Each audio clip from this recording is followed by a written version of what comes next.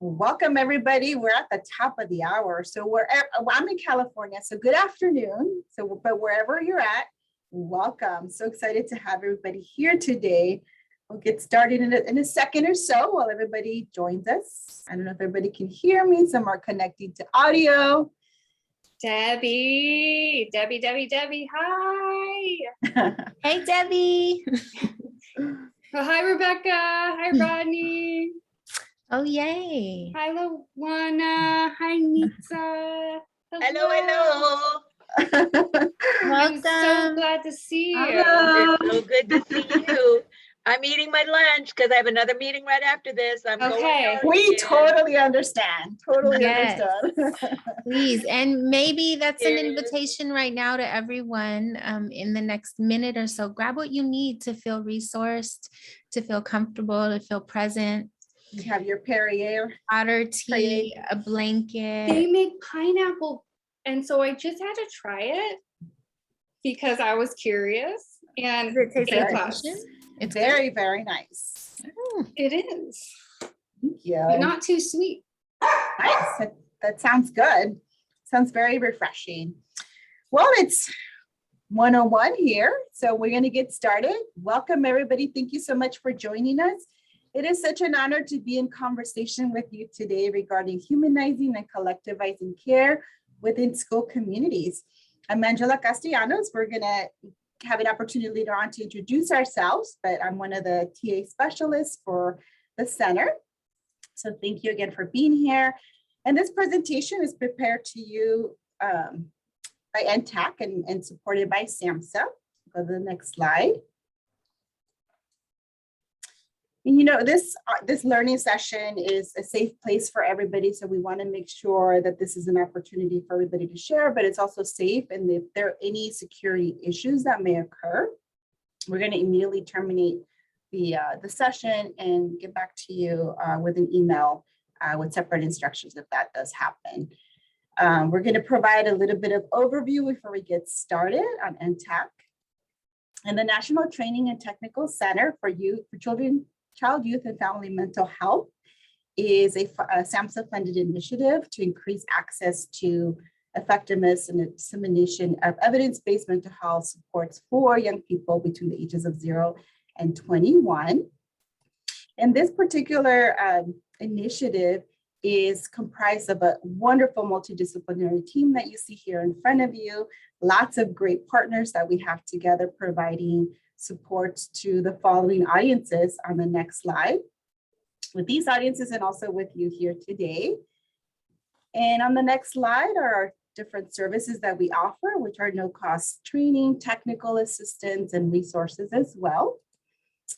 And we finally get to today's presenter. So like I mentioned, I'm Angela Castellanos. I'm a technical assistance specialist at the Center for Applied Research Solutions. And I'm really inspired by the work that I do. I have experience in a lot of different capacities, but one of the inspirations is really to improve school-based mental health services. I've been a direct practitioner as a school-based social worker, but also as an administrator for about over 25 years. I'm really excited about offering these supports and expertise to improve services within the mental health education field. I'm going to have introduce Oriana, my colleague here today, so she can introduce herself as well. Greetings. Thank you. My name is Oriana Ides, and I'm in Oakland, California. Also a TA specialist with NTAC, school-based services. I am incredibly humbled to be here and to help support a conversation around healing and humanizing school spaces and community partnership. I come to you 20 years in public education, first as a teacher, well, first as a student, and then as a teacher, a classroom teacher, high school. And after that, I entered into school-based mental health services. I really wanted to support young people in working through trauma, and also educators in understanding the impacts of trauma on learning, and then was able to be a school site administrator as well. And so I had the experience of wearing many different hats, but ultimately my aim, my goal, my purpose in life is to create more healing-centered spaces for young people and families. And so thank you for joining us today. We know what a wild time of the year it is, and it's really beautiful that you're here with us. Thank you. Thank you, Ariana. So now that you know who we are and also the center, we want to know who you are, right?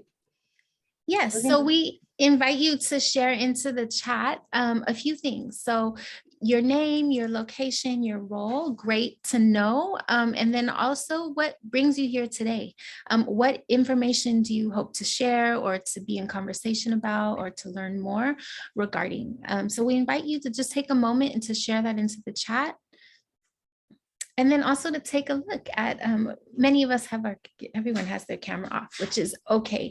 But just to take a look at who you're in space with right now and building community. Our hope is to create a humanizing space here right now. So you can, if you feel comfortable in doing so, turn your camera on. Definitely no pressure. No pressure at all. But please share in the chat who you are and what brings you to this conversation today. Thank you, Leora in California. So here to listen, support, be inspired. We have Celia from the Montgomery County Federation of Families in Maryland. Interested in learning strategies. Wonderful. Hoping to learn from the collective wisdom of the group. Beautiful cat. Thank you for elevating that. Here to learn from the group. We have Debbie and Yasmina from Arizona also. Yeah, wonderful. Thank you for sharing. We invite you to continue to share as we go through the next few slides, if you haven't already. And it's, to me, really powerful to see the community and the connection that we can create when intentionally trying to do so, even on this Zoom platform where there's so many limitations. So thank you.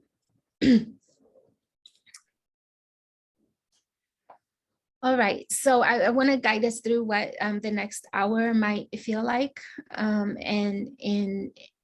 Before doing so, I want to just say that today's aim really is to do what you're highlighting in the chat right now, is to build connection and resource with one another, to examine our own lived experience and how that does or doesn't impact our ability to build partnership with the young people and families that we're supporting, and then to offer a new framework. So we have a settling in activity that Angela is going to lead us through in just a moment.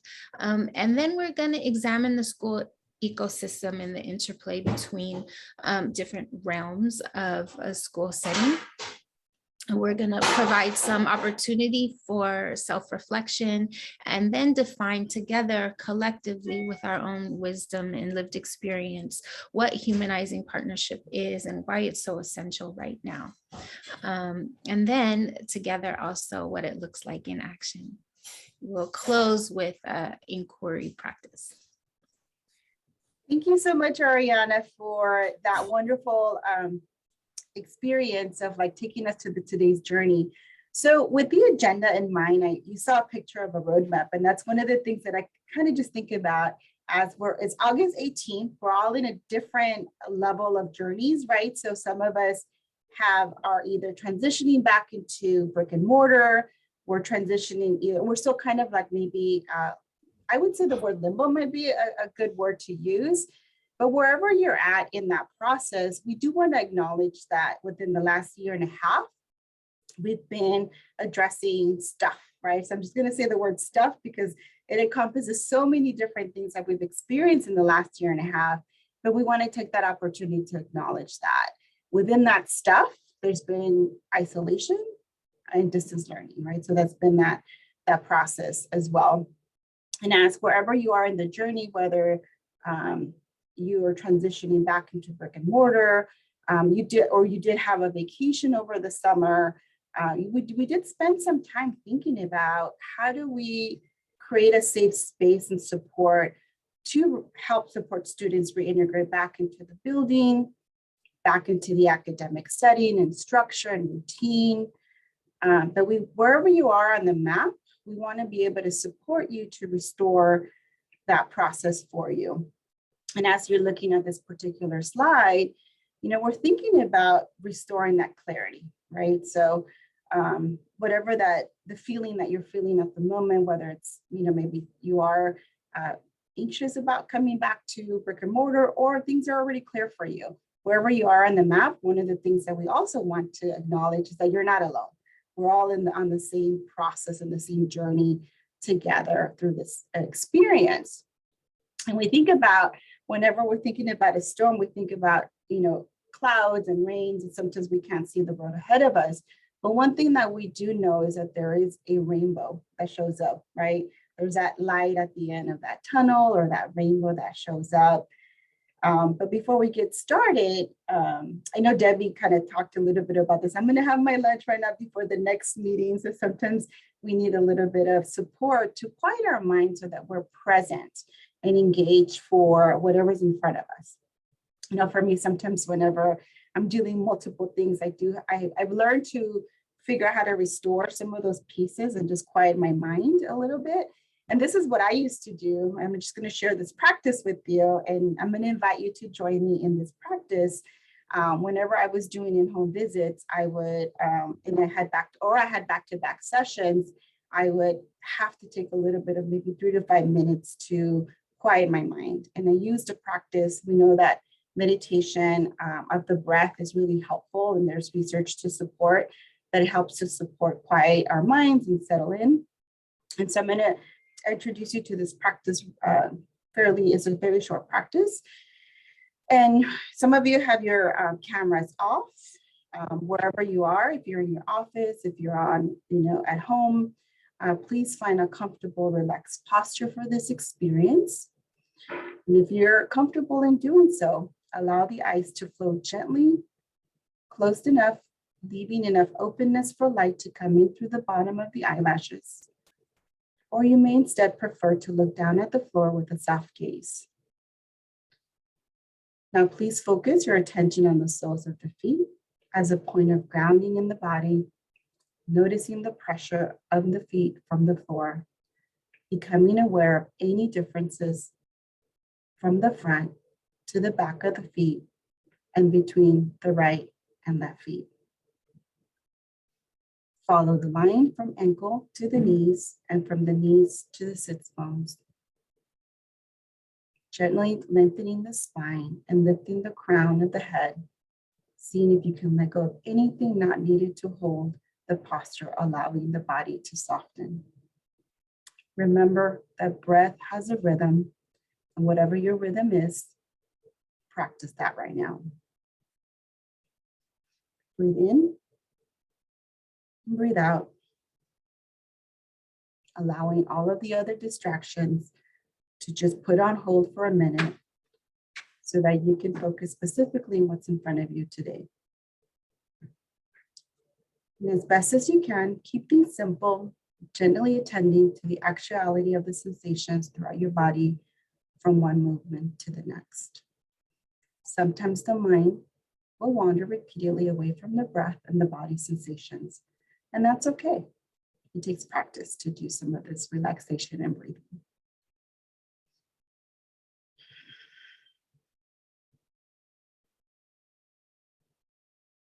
Wherever you find yourself carried away from awareness in the moment by the intensity of physical sensations, or in another way, reconnect with the here and now by refocusing awareness on the movements of the breath or on a sense of the body as a whole. Once you have gathered yourself in this way, allow the awareness to expand once more so that it includes some sense of sensations throughout the body. Breathe in, breathe out. Now we allow yourself to be settled. Open your eyes if you need to at the moment. Whenever you're ready to come back and reconnect and restore that clarity right in front of you. Mariana is going to take you to the next part of our journey.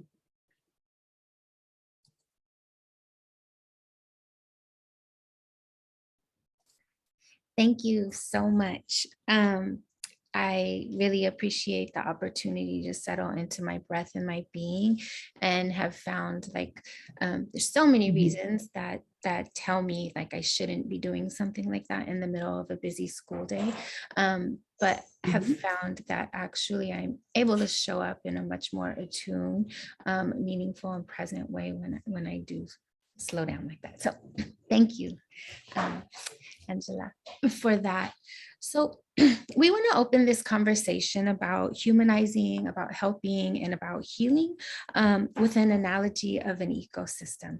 So many of you might be familiar with the analogy of an ecosystem. We borrow it from a public health model, or it's examining wellness through a public health lens. And it's just very briefly centering the interplay between a living organism and non-living entities.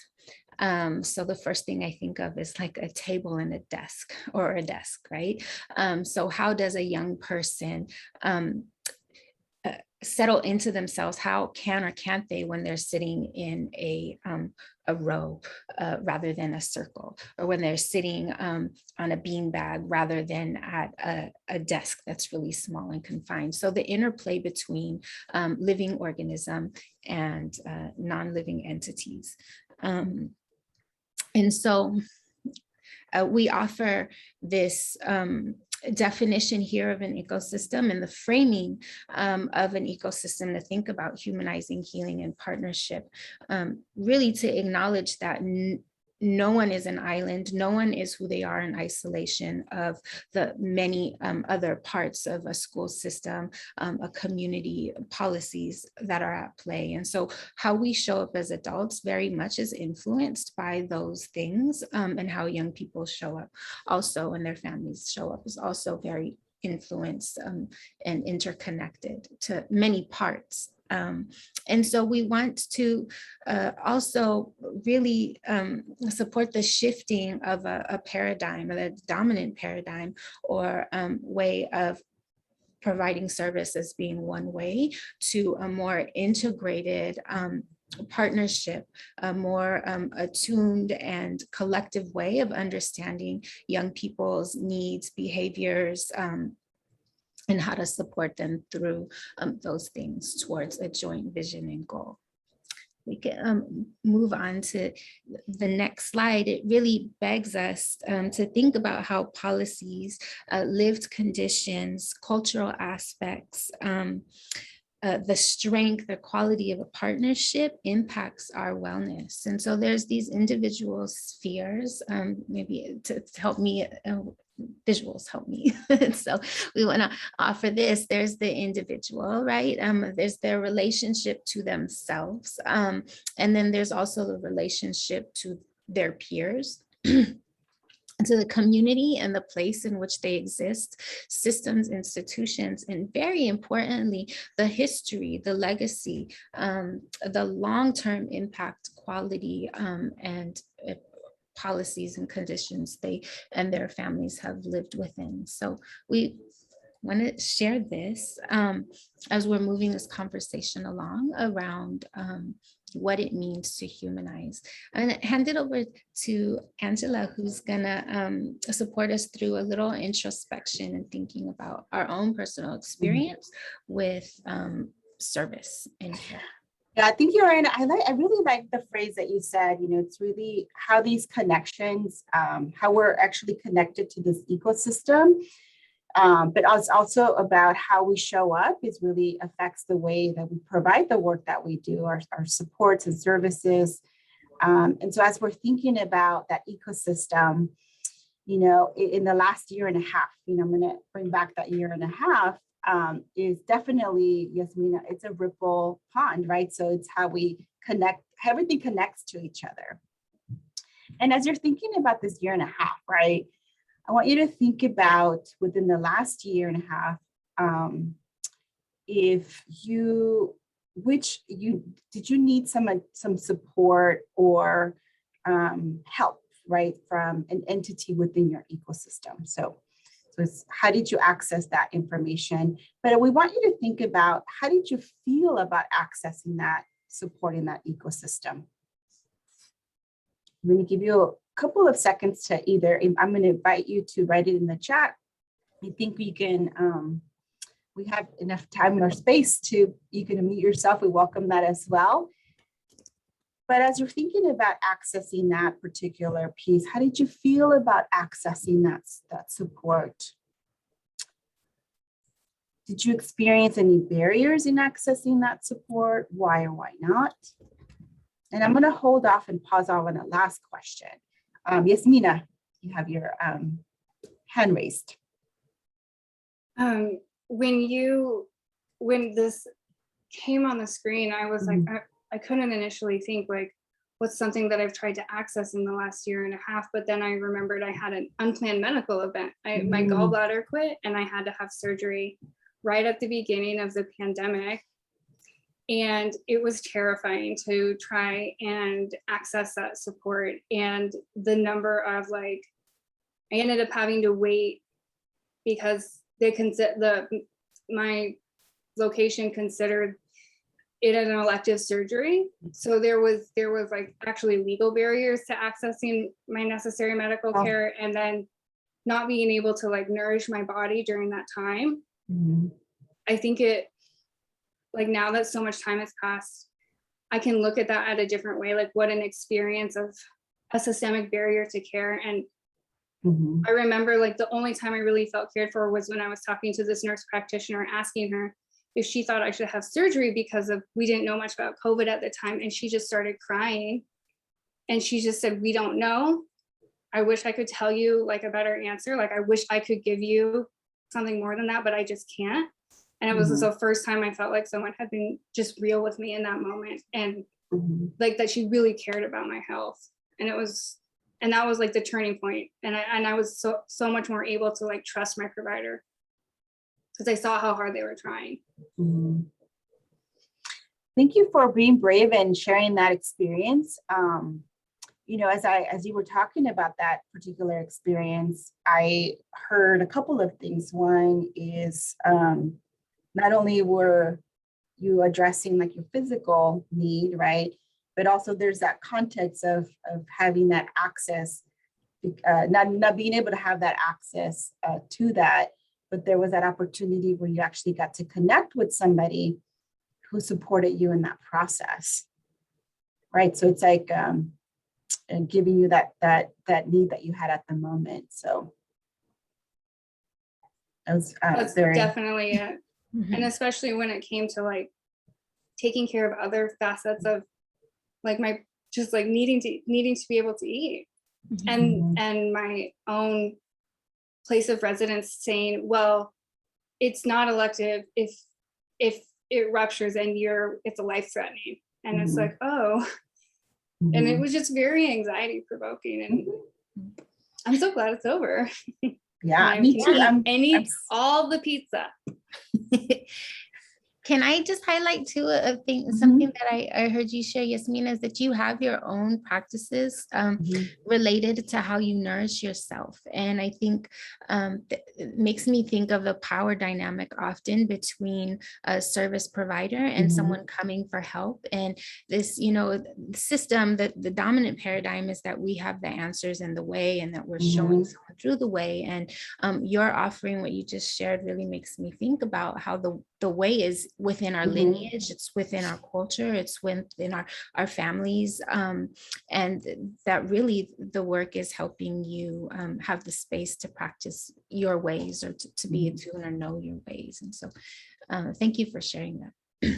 Yeah, and then what a great advocate that you are of your own support and your needs, right? So you were able to get that, be able to advocate for some of those pieces that you felt like you needed at the time.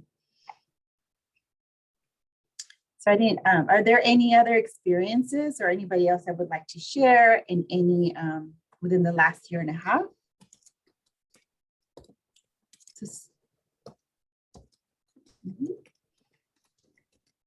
So Debbie mentioned I did access support from work colleagues and family, and I felt valued as the support came readily.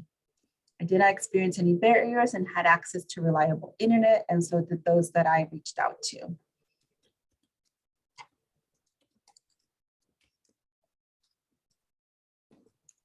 Mary mentioned for a professional ecosystem support, feel vulnerable but worthy of another's regard.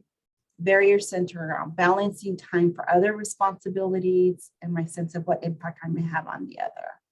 Yeah, we have that experience of being able to just kind of figure out how to balance things out and how to nourish ourselves and take care of ourselves while we're also in partnership. We're taking care of the clients that we serve, the students, the families. So that's a balance piece. So I'm going to bring on this last question here.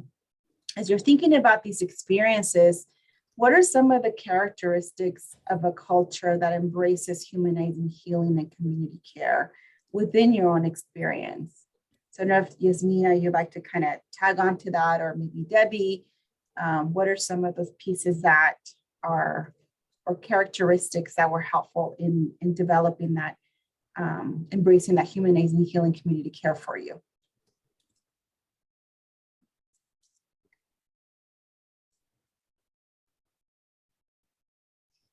So characteristics are available, warm, caring, real, open to sharing.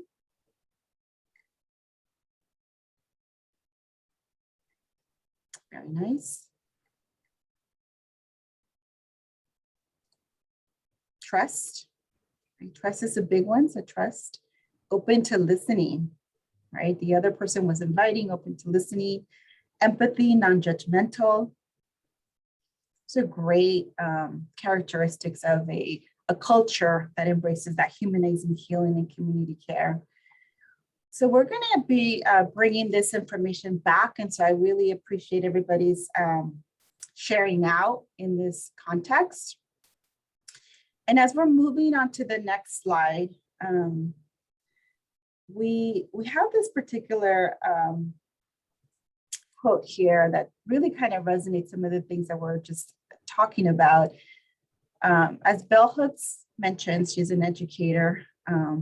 When we choose to love, we choose to move against fear, against alienation and separation. The choice to love is a choice to connect, to find ourselves in the other. So as you read this, we need to think about, what is Hooks saying here? You're welcome to write it in the chat, or raise your hand if you want to make a comment. What does she make you think, feel, or wonder?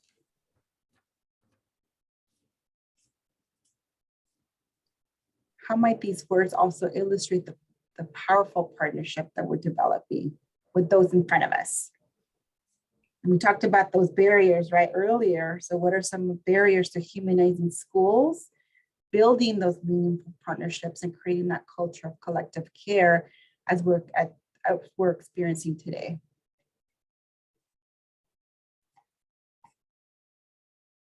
Yeah, she's describing empathy. Okay.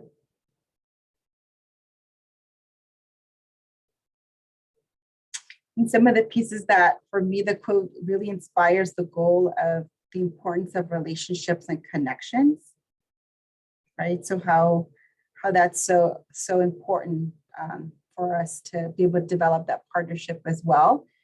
But also, like, whenever I was meeting with another student or a family, or even another partner, like we're creating that relationship, I was learning about them, but I also was learning about myself and how do I connect with individuals, right?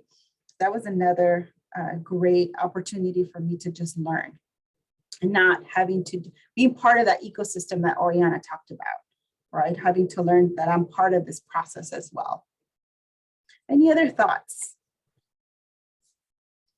This quote makes me wonder or think about the word love and how different we define the word love and what it means to be in partnership or humanize a space or experience. Really depends on having a common language and a common understanding. And quite often I have said myself, I love you to students, but their experience with love and the actions that fall under love for them might be very different for me. And so just a kind of complexifying what it means to choose love, what that looks like in action. Mhm. And how we give it and how we receive it too. I was kind of thinking about love languages, right? So when we're thinking about a whole different context, but it's how we receive it and how we give it as well. Yasmina wrote in the chat, it makes me feel proud to be in a position to choose love and to be able to help, but struggle to choose love and compassion for myself. That happens, right? It happens because we're so invested in the work that we do. And so part of the conversation today is like, how do we make those connections together, right? Because we, again, like what Oriana was mentioning is it's important for us to really dive into what we're doing and know that we're going to be able to show up for the next family client partnership that we're developing within that context. Okay. Thank you. Next slide.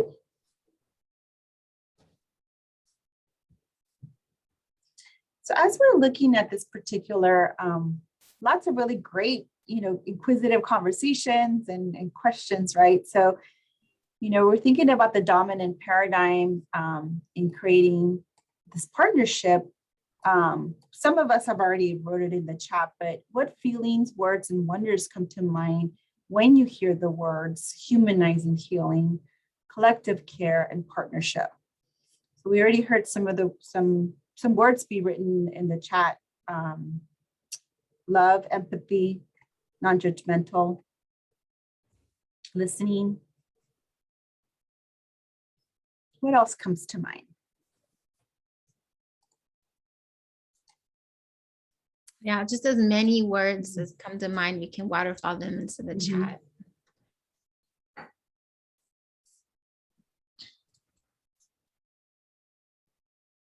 Reminds us that school-based services are humanizing connection. Okay. Withholding of love and complexities around the concept.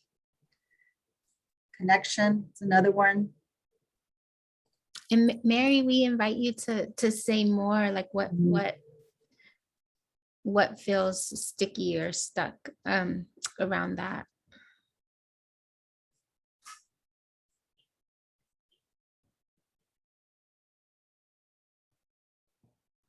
Thank you for the invitation. I haven't sorted it out, so I don't think I can really talk that much about it, but just love is such a powerful thing. And I think there's different family messages about, who you would say the word to, even if you show love in various actions. So that's kind of where my mind is. Yeah, it is a very big concept to just think about, right? Because there's so many different contexts behind that as well. Because if we think about the ecosystem, right, there's also culture involved, and everybody expresses love in a different way. There's a different definition, and some of our kids that we work with may have not experienced that same experience that we've had as love, right? It's a very big concept. And where it looks different in their culture, and quite often the young folks that come to us as as therapists or counselors or service providers are young folks that have had challenging experiences and may have even more so complexified their understanding of love. So yeah, to be acknowledged. Any other patience, humor, learning from ancestors and their way of healing. It's a great one. Honoring existence, collaboration, right? They're all great words that you hear when it comes to the context of humanizing healing, collective care, and partnership. Next slide. It makes me think of how systematized care has become. And it's like we're returning care to, because communities, especially marginalized communities, have cared for each other in absence of systems since systems were created. Because who's going to care for you? And so it just made me feel like now science, I always think now science is catching up. Now Western science is catching up. And so it's nice. It's nice, kind of like a return.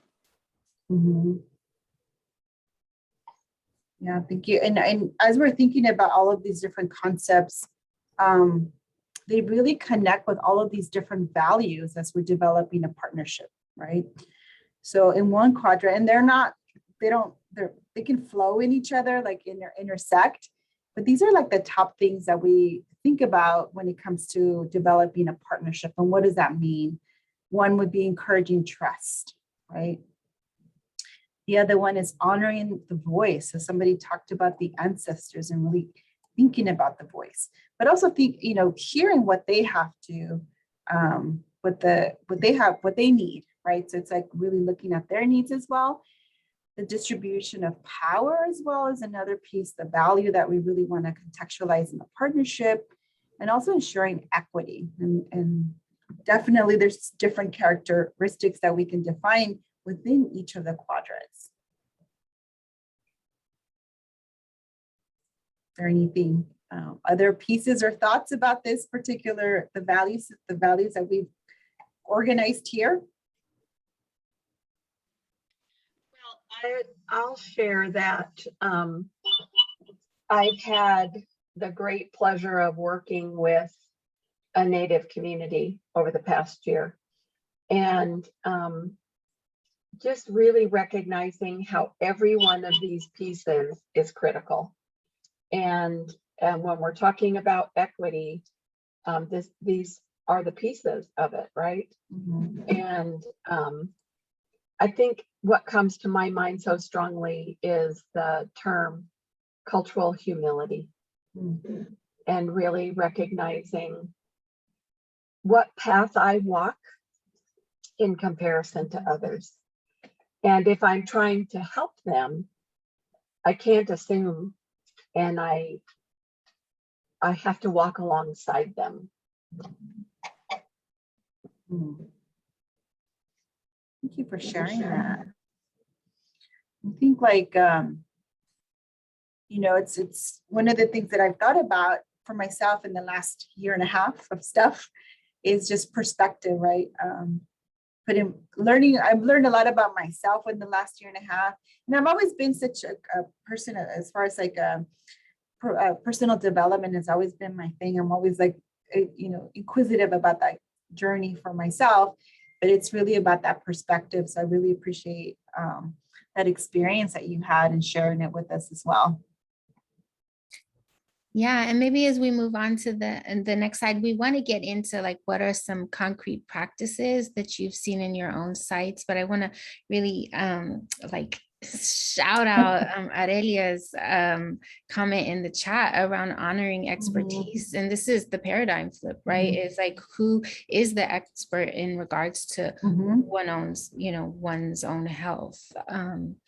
And so we're gonna get into groups in just a moment and generate ways, practices, strategies, conversations that we're a part of that amplify voice, that build trust, that encourage equity. We want to share this quote in moving into that conversation. So I give you a second to just land your eyes on it, but I'm going to read it myself as well. And as you're reading it, as you're hearing me read it out loud, what does it make you think, feel, and wonder? Always trying to tap into the feeling, right? Not just the words and the inquiry within you. Where does it take you, make you want to go in your mind and your heart as you're reading something? So it's to know ourselves as holistic human beings, and to be able to see the humanity in others, to fight together for the world we deserve, which is rooted in equity and justice. We can't do this or do this well if we compartmentalize SEL to being just a portion of our day. And before I share all the places it takes me, I want to give you a moment to say out loud or offer into the chat, what does this make you feel, think, and wonder?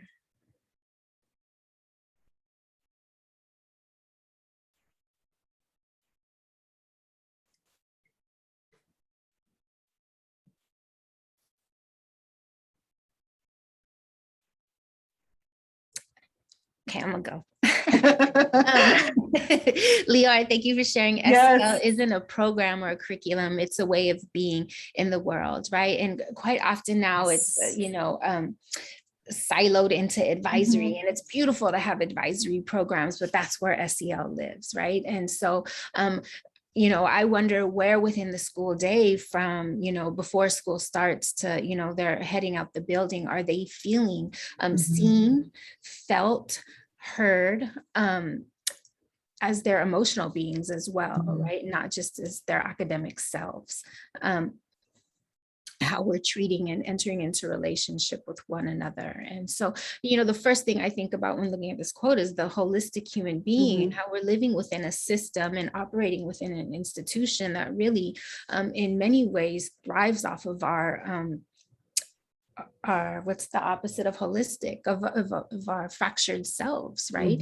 And really doing this work, working with young people, is about helping them piece together the parts of themselves that our society so often doesn't value or acknowledge. And so that's revolutionary. That's incredibly amazing to think about, not just our role within a therapeutic space or as an educator to be teaching content or correcting a behavior, but how are we helping young people in learning, uncovering, and then reclaiming all of the parts of themselves, and helping them use those parts of themselves in efforts towards their highest self. Quite revolutionary, and quite often not the conversation we're having in our school spaces and professional development and supervision meetings. So we'll move on to the next slide. We want to just really emphasize a few reasons we think it's so important to center humanizing the learning space or the therapeutic space, and then building a responsive plan of care with young people, in partnership with young people and their families, is it's essential right now. And so we have been away. Many of our young people have been out of a therapeutic space or out of a classroom or a building where they receive supports and services for 18 or so months, right? And so in assessing students' wellness and their pressing needs after such a drastic time away, really calls on centering connection and the relationship to rather than this need to catch up in meeting learning standards. And so we beg that is centered right now, and believe that you value that as well. The other is in understanding our own personal needs. And many of us are coming into the school year already depleted, already stretched incredibly thin and feeling at capacity. And so, October is coming, even though we're just in August, and we know October is probably one of the hardest months of the school year. And so how are you entering into this space with opportunities for checks and balances regarding your own level of wellness, your own personal need, and the need of your comrades, your colleagues, the people doing this great work with you? And so that's one other reason that humanization and professional development and content planning meetings and supervision is incredibly important. And then the other that we'd like to really stress is that we're creating a sense of safety and trying to build trust and ease anxiety. COVID-19 is a very real thing. Reintegrating into the building is a very real thing, but also we're living in a time where there is, an ample amount of racial tension and police violence, and we are working within an institution that has been historically violent to many of our families. And so it's important that we center humanization and responsive care rather, and acknowledge that historical legacy. And we can move on to the next slide. And so we want to ask you to get into small groups. will be in 3 groups. So thinking about those values that, you know, all of the beautiful words that you shared into the chat, empathy and connection, but also the distribution of power, the building trust, encouraging voice, and equity. We want you to think about group 1 will be thinking about the conversations, the policies, the practices that really support in assessing students' wellness and needs right now. What conversations are you a part of? What are you doing as you enter into the new year? Holding those values and thinking about how to assess students' wellness and needs. The second group will think about those values as well, the conversations and practices as we're ensuring staff wellness and preventing depletion. And then the third, same, is how are we holding those values as we're in conversation and working through initiatives to build safety, trust, and ease student anxiety. So there's 3 groups. You'll see an invitation in just a moment to enter into one of those groups. At group 1, 2, and 3's conversation starter is in the chat. Maybe identify someone to be the person to share out, or you can all share out, but we're going to ask you to come back and we'll have a full group conversation based on what you discussed in your small groups. Are there any questions? What time is this going to be, like a 3-minute, 5-minute? What time are we having? It's 5 minutes. 5-minute. Okay. Mhm. Thank you. So the invitation should be on your screen.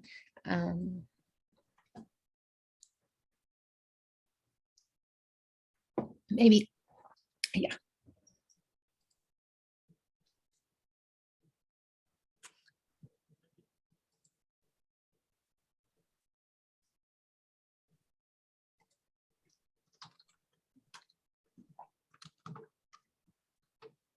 Two, one. Welcome back. Thank you so much for coming back and for engaging in conversation in your small groups. So we want to take just a few minutes, and I wish this was longer, but a few minutes to allow the small groups to share out. And if we could start with group 1, then group 2, and group 3. And Angela and I will share a few strategies or practices as well as, but we want to center your experience. So maybe group 1, in thinking about how we're assessing students' wellness and needs right now upon reentry, what are some conversations you're having, some initiatives or practices you're building into your work?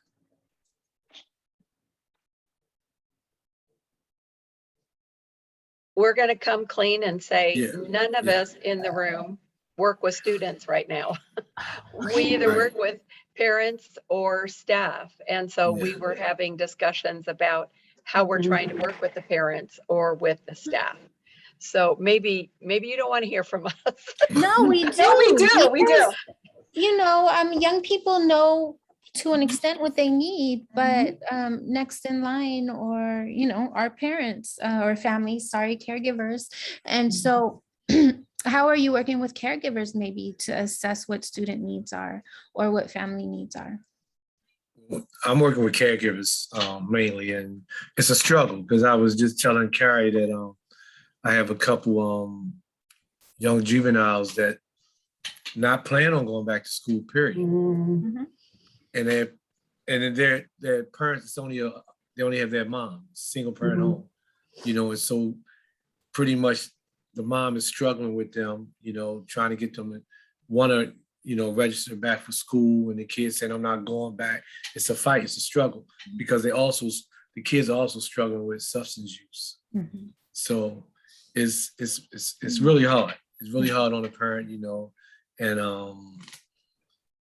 we're hoping, I'm giving her the resources. So if they don't go back, they might end up going to Job Corps, you know, just to get them off the streets, you know, so. Yeah, I mean, what you make me think of is like, how do we trust young people's own journey? And this young person right now really believes they need something else, something that Yeah. school can't offer them right now. And as maybe like inaccurate or warped as that might feel and seem, how do we then connect them with like harm reduction, resources, other ways to fill their day and time? So you are listening to the young person, like, Yes, yes, and it's a struggle. I'm telling right. you, because I Mhm. do, because I'm really a caregiver. I mean, I'm the peer support specialist for the caregiver, but I do. She asked me to talk to her son. She asked me to talk to her daughter. You know, just to, you know, and I engage with them. And these kids, first of all, this 1 year off from COVID really pushed them back. Mhm. That made them believe that they really don't have to go back. You know, Yeah. and so, and their belief in their mind is that we don't need school. You know, Mhm. what school gonna do for me? I can go out on the streets and be with my friends and this and that. You know, and so I'm trying to encourage them. The mom is trying to encourage them. And so one of the alternatives is going to Job Corps. You know, if they don't want to go to school. Mom said either or. Mhm. Yeah, and it also makes me think about replenishing, because you're the peer support for the parent, but also replenishing the parent as well, right? Because I Yeah. remember having that that opportunity to support them, and how do they kind of come to the, well, I don't know if it's a crossroads for them to be able to accept and listen to their own son or daughter's journey through this process as well. So It's hard because, and yeah. I'm honest, I listened to them because right now we're not going into the house, so I'm on the phone talking to him. And I heard how mom is interacting with son. He's interacting with mom. They just go, none of them are listening to each other. Right. So I try to get in between. It's yeah. Maybe I think it would be better if I could go into the house right now and probably try to, you know, but right now I'm on the phone and I'm trying to get in between them. So sometimes I tell moms to hang up and let me talk to him, you know, and she don't listen to me. She don't. Everything she don't, what I tell her, and it just, it's a struggle. It really is. It's a tough struggle. So I'm here to learn some things, some techniques I can take back to them to try to get them, you know, to listen a little better. Well, I think largely like amplifying what you're already doing. You know, I don't know if there's like an A, B, or C that you could do to get him back in school and to get mom, you know, listening and more not listening, but, you know, to repair their relationship tomorrow. But really, like, you holding his well-being with her is the weight that you're taking off of her, and how like important that is, as a single parent myself, to feel like you're holding your child's like life on your own as they're like trying to join gangs and try drugs and leave school. Like, it's so much. So you're doing it to say at 2:00, we have so much more that we want to elevate right now. I don't know what the best way to move forward is. Our hope was to have a few of these sessions, that this is just the beginning of a conversation, and we'd love to invite this group back to be a part of deeper and further conversation around actual strategies with students, with other entities, service providers, and with families. And maybe you can type into the chat, like maybe on a scale from 1 to 5, like, would you be interested in that? And like weekly or every 2 weeks or once a month, for the next, you know, maybe 2 or 3 more sessions together. What would feel good and right? Comfortable. So I see some 5s in the chat.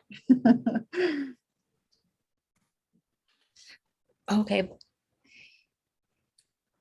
Every Every 2 weeks. So maybe we will send an invitation out like shortly for another gathering in 2 weeks on Tuesday. We're Tuesday? No, today's Wednesday. It's Wednesday at 1. Okay. So Tech perhaps wise. we could create this. This is Celia Sorkin from Montgomery County Federation of Families. Maybe there's a way we create the learning community around this. Mhm. And, we could share documents that we have, videos that we have, different strategies that we are using on a multiple levels, whether it's policy management or practice. And, we create this learning community, we have this exchange because there's so much happening with our kids returning or continuing virtually, and Delta variant, and now kids under 12 not being vaccinated, and people having to get the booster now, and some people not getting vaccinated. There's so many variables, and our families are still experiencing They're still food and there. financial insecurities. All the other stuff. Well, maybe we'll send out a survey that captures a few Ideas. a few ideas. Mhm. And then I'm totally down to commit to do this at the very least again in 2 weeks on a Wednesday at 1:00.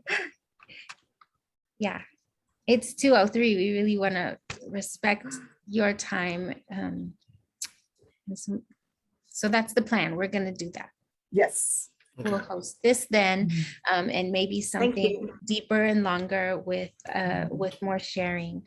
Maybe we can move on to the next slide. Oh, this is so exciting to me. A lot of good stuff. Mm. And so as we're thinking about, Celia mentioned so many different things. So we're kind of going back to like the beginning parts of the acknowledgement, right? Of there's so much stuff going on, and things are still kind of organizing themselves and kind of directing where they need to be. And I know we all have different questions about where do we go in different directions. But as we're thinking about the next time that we meet, right? So whenever that is, we're thinking about what's one question that you can pose yourself as you work in partnership throughout the next week. So Celia brought me back to thinking about how do we replenish ourselves, right? Because Rodney talked about it as well, right? Yasmina talked about it, right? So we're a constant, we're also dealing with this as well, with what the families are dealing with, but then we're also wanting to be that vessel for them to be able to replenish. But what are we doing? What can we do to fill our own cup to be able to be present in the needs of others?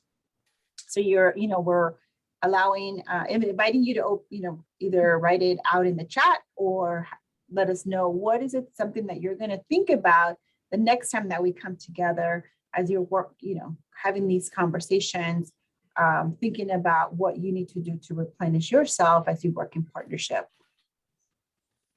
Well, this is Celia again. We have been really imbuing our family peer support staff with strategies for self-care. We start every staff meeting with, like you did today, with relaxation, meditation, mindfulness, and we always, in supervision with the one who supervises my staff, always focuses on it during the conversation, taking care of for the staff to take care of themselves while they're trying to help others. And we have one staff, for example, she's lost 5 or 6 members of her family to COVID. She lost her son related to something else over a year ago. And so the staff are dealing with so much trauma themselves, and all of our families are dealing with trauma, and we have collective trauma. So we have individual trauma, we have racial trauma, and we have an historical injustice coming, and then we have the collective trauma. And I think it's, how do you encourage wellness within the construct of trauma-informed care? Right. And I think the very important first step is acknowledging, like that is humanizing right there, right? Is acknowledging that it's not just you in this moment show up in this way, but that we're holding all of these things, of course, with, certain expectations, but acknowledging it is incredibly important. And so we acknowledge that we might need to jump off right now, but we invite you to share in the chat, as Debbie just did, one thing that you are going to do to fill your own cup, to be present for the needs of others as you enter into the weekend.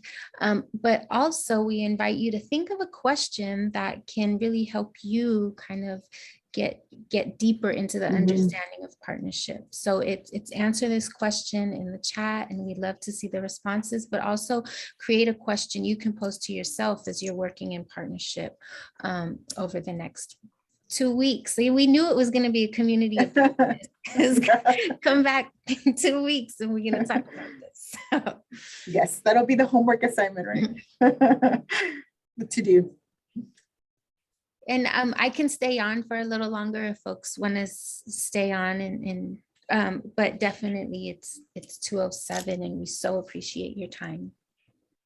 Thank you. We appreciate the time that you took to see us today or come together, and know that you're not alone in this this journey. We're going to walk with you.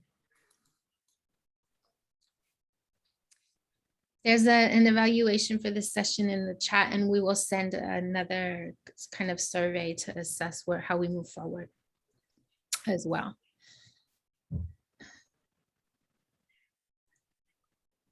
Thank you. Thank you. Bye-bye.